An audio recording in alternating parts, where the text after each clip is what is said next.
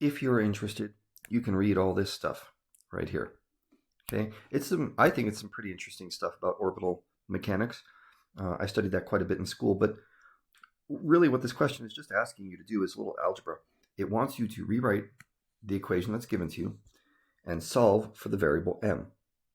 Now, there's all sorts of reasons you would want to do this. One thing you can do if you're studying celestial objects, say some kind of an asteroid swings by a planet, and it swings by at a certain speed. Well, based on how fast it's going around the planet, you can try to make an estimation on how massive that object, that asteroid is. It's kind of cool.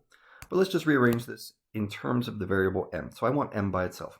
Let's start out with t. T equals 2 pi times the square root of r cubed over gm.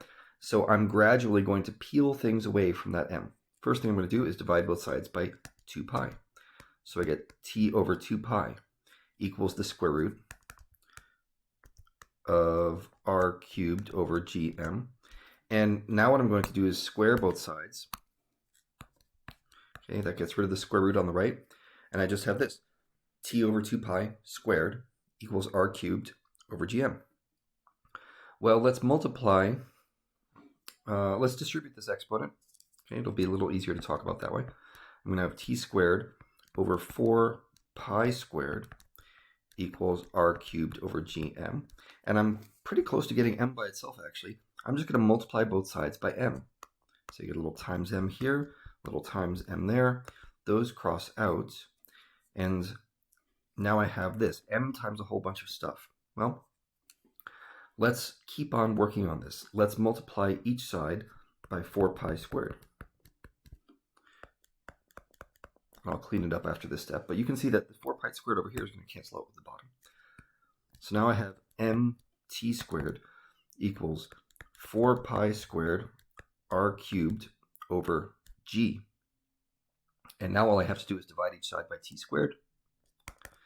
And I have the following. M equals 4 pi squared r cubed over g t squared. That's my equation in terms of m.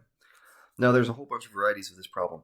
You may have the version of it that talks about orbital period between 2 point masses in space. You may have a version of this that talks about a particle's position as a function of time. You may have equations, there's all sorts of equations in physics. And frequently, people will want to talk about one variable that's tucked like right in the middle of it, and they want to describe that variable alone. That's what this is about, the algebra of handling equations.